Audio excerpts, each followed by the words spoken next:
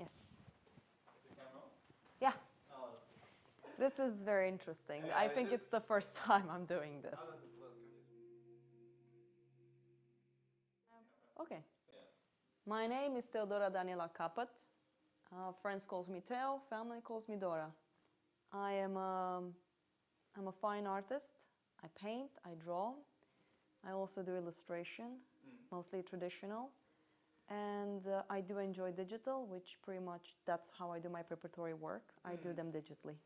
Today I want to talk about one of my very personal pieces called Innocence, which basically has to do with the way I was brought up.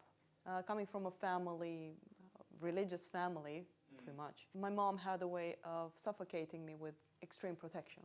One reason this piece also came to existence is because during the time I was creating it, I was also going through, let's say, a difficult period of my life. So I felt like I wanted to create something that brought me to that stage of not knowing how to deal with life, because that's what it was really about.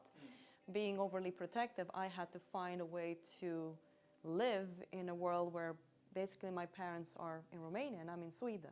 The thing with my artwork, I love symbolism, but I don't try to make it too vague. I wanted to really just put it out there.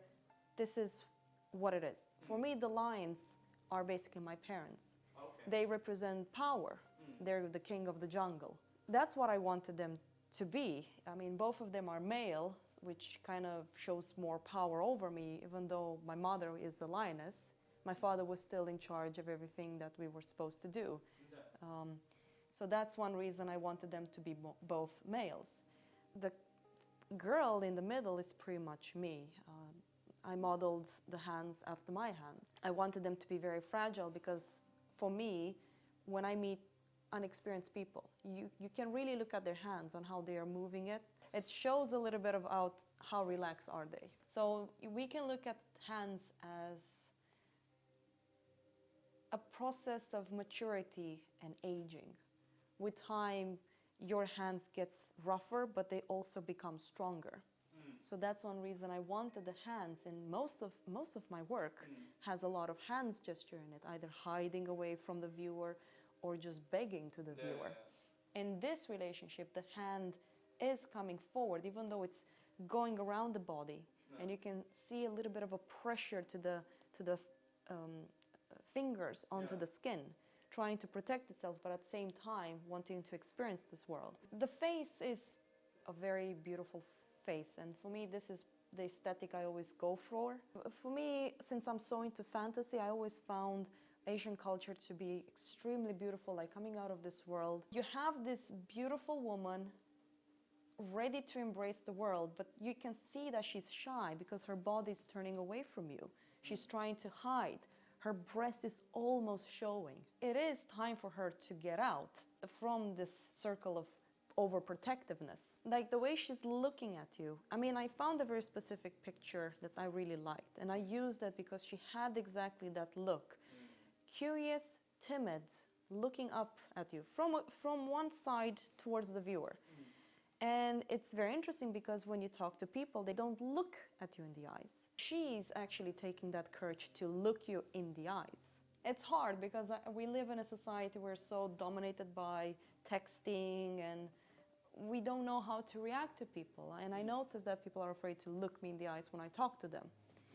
And I used to be like that, and I had a lot of anxiety when having to start conversation with people. Now it's becoming more natural. This is just an artwork that represents growing up, leaving the shelter of your parents and going out in the world. It's exactly that moment when she's realizing that she has to make the step. Otherwise, she will never be able to grow up. The butterfly symbolizes this. They're out of their cocoon. They're ready to embrace the world as it is. But they're so fragile. If they're not careful, they can get squished. People will want to like break their wings constantly. So I wanted that. The little butterfly on her head shows that she's ready. She's beautiful, but she's ready. Look at me, I'm here. You can touch me, but I'm still fragile. She is the butterfly, and she's finally getting out of the cocoon. In general, when we go out, first time with our parents, they hold our hands, everything is safe. But in her case right now, she needs to do that on her own.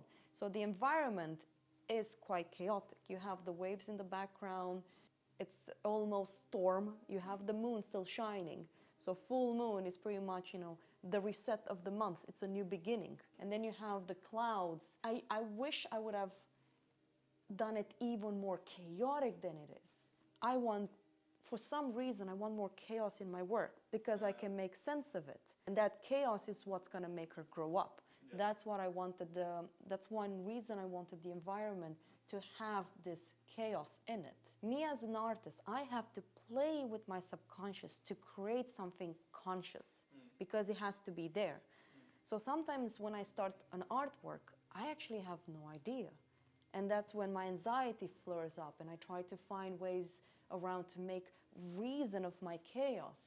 And some artwork just started with me just doodling. And then I realized that, yes, this has to do with something deeper than just a mere drawing.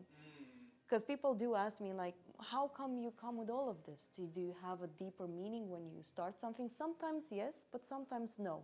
But this one started in a very weird way because back then when I started drawing it, I was very timid with my art. I felt very uncomfortable even showing this to the world because I thought that people would think this is too childish and not something that can go well with the narrative of today's world. And there's many little islands that she needs to go to. Oh, so it's also like the whole island allegory as well, with like she's stuck on an, like she, you know what I mean? Like when you're on an island and you need to explore other islands and other and it's scary to go beyond your comfort zone. And sometimes I wonder if there's any age where you feel secure about it. I meet people at the age of 50 that they just don't want to do things out of their comfort zone. And I think in my work, this is what I want to show. There's never a dull moment where you don't have chances to grow up because it takes a lot of strength to be able to do it. And that's one reason I think this artwork came to be. It's just me trying to figure out what made me grow up. And it's basically when I talk to my mom and I tell her that no matter how much I miss you, Mom, I'm glad that I left home. I would never be able to grow up and be independent. And that's pretty much what Innocence is all about. The cut from that security into the wild.